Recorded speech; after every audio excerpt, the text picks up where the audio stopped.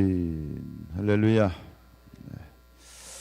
이 새벽에 함께 하신 모든 분들에게 큰 은혜가 함께 하실 줄로 믿습니다. 이제 신명기 모세의 고별 설교인데 총 3편으로 된 고별 설교 5장부터 이제 시작되었는데 오늘 앞에 있던 26장까지가 이제 고별 설교 2부가 끝났고 오늘 27장부터 30장까지 4장이죠.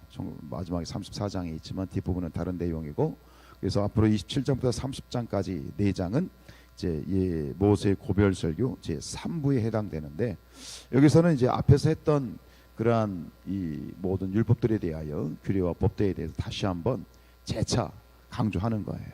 재차 강조하면서 순종을 요구하라. 뒤에 부분에 보면 계속해서 무슨 단어가 반복이 되죠? 아멘, 아멘, 아멘 할 것이다. 아멘, 이 아멘 할 것이다 뭐예요? 아멘이 뭡니까? 믿습니다. 그렇게 될 줄로 믿습니다. 라는 의미. 그리고 중요한 아멘의 의미가 뭐죠? 내가 그렇게 살겠습니다. 라는 의미가 아멘인 거예요. 아멘 할지라. 아멘, 아멘. 자, 오늘 특별히 이제 1절부터 10절에서는 가나안 땅에 입성한 직후에 행해야 될 두 가지 이제 중요한 의식을 여기서 이제 말씀하고 계신데, 첫 번째는 뭐냐면 너희가 가면 돌비를 세워라.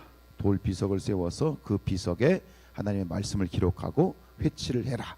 그리고 이 돌단을 축조하고 제사를 드려라. 근데 그걸 어느 산에 해라? 에발산에 하라. 라는 그런 첫 번째 명령과, 두 번째는 뭐냐면 그리심산과 에발산에서 축복과 저주를 선포해라 라고 되어 있어요. 자, 여러분, 그 에발산, 그리심산, 어느 산에서 저주가 선포되고 어느 산에서 축복이 선포되죠? 축복은 에발산이에요, 그리심산이에요? 네, 그리심산입니다. 이걸 기억하셔야 할 건 뭐냐면, 자, 그리심산에서 축복을 선포하고 에발산에서 저주를 선포하라고 했어요. 자, 돌비로 들어가죠. 이 돌비는 우리가 비석을 세운다라는 것은 지금도 마찬가지지만 어떤 특별한 사건이나 혹은 이 서로 간에 약속이 있을 때 이제 이 비석을 세우게 되어지는데, 그런 맥락에서 가나안 땅에 들어가서 돌비를 세우라. 가나안 땅에 세워진 돌비는 어떤 뜻이 있냐면 이제 약속의 땅에 들어가서 내가 하나님 말씀대로 살겠습니다 라고 하는 그런 약속의 증표이기도 하죠. 그런데 오늘 이 돌비를 세우라고 했을 때 특별한 특기할 만한 사실은 뭐냐면 그 돌비, 하나님과의 언약의 증표인 그 돌비를 어느 산에 세우라고 명령하셨죠? 그리심산입니까? 에발산입니까? 에발산입니다. 자, 근데 에발산은 축복이 선포되는 산입니까? 저주가 선포되는 산입니까? 저주가 선포되는 산입니다. 뭐가 이상하지 않습니까? 하나님과의 언약을 이제 약속하고 또 그 언약에 대한 맹세하는데, 그걸 왜 축복이 아닌, 이왕이면 우리 생각에는 축복을 선포하는 그리심산에 세워야 될 것 같은데 왜 저주를 선포하는 에발산에 세우라고 하셨을까? 분명한 이유가 있겠죠.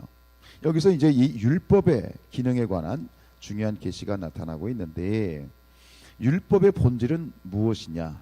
율법의 본질은 본질적으로 정죄하는 겁니다. 즉 율법의 역할은 뭐죠? 죄를 지었을 때 그 죄에 대한 그러한 처벌, 그렇죠?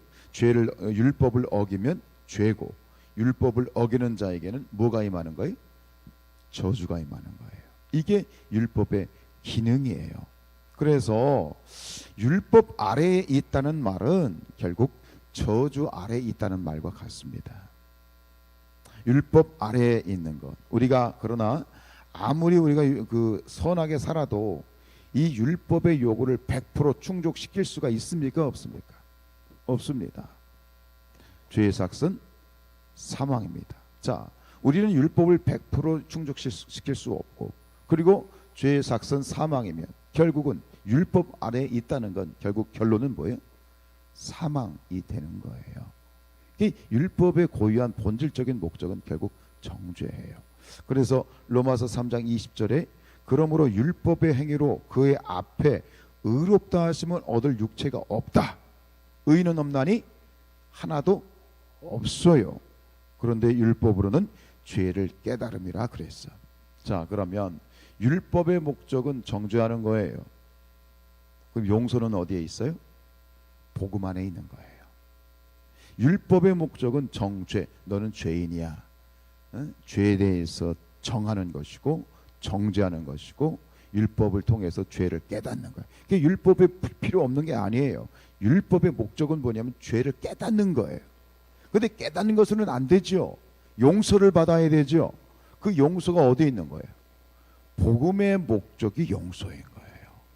그래서 여기서 우리에게 절대적으로 필요한 복음, 그리고 우리에게 꼭 필요한 예수 그리스도. 예수 그리스도가 왜 우리에게 필요한지, 왜 꼭 필요한지가 여기서 등장을 하고 있는 거예요. 율법은 죄와 사망의 법이에요. 복음은요, 생명의 성령의 법이에요. 그래서 예수 그리스도 안에 있는 자에게는 로마서 8장 2절에 있는 것처럼 그리스도 예수 안에 있는 자에게는 생명의 성령의 법이 죄와 사망의 법에서 너를 어떻게 했다? 해방시켰다라는 거야.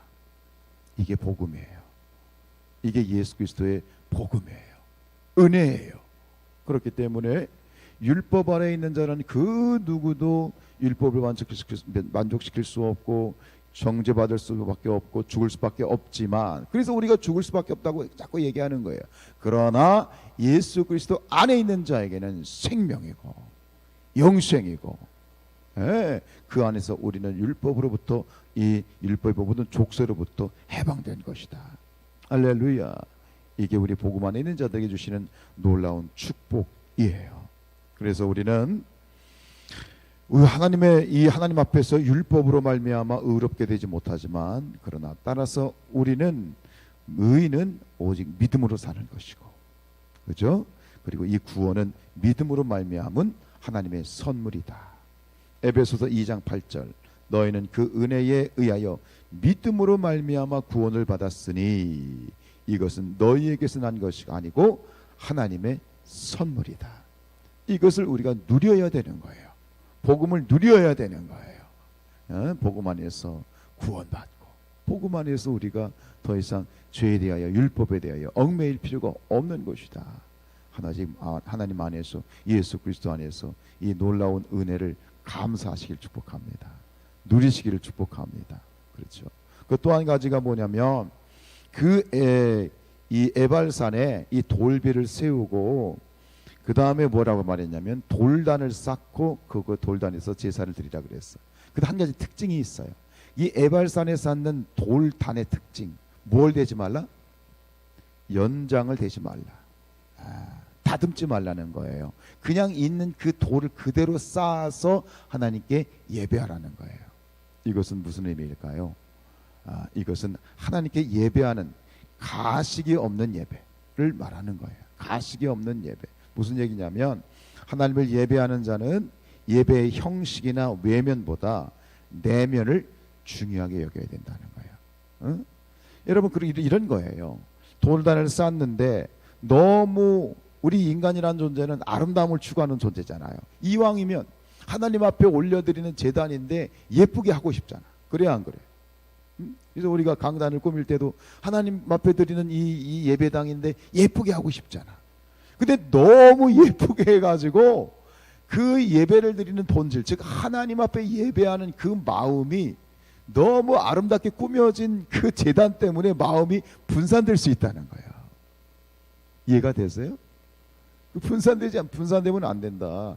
오직 하나님께 집중을 해야 되는데, 하나님께 집중하지 못하도록 잘못하면 이게 주객이 와전될 수 있다 라고 하는 그런 의미에서 이 쇠 연장을 대지 말라고 하는 거예요.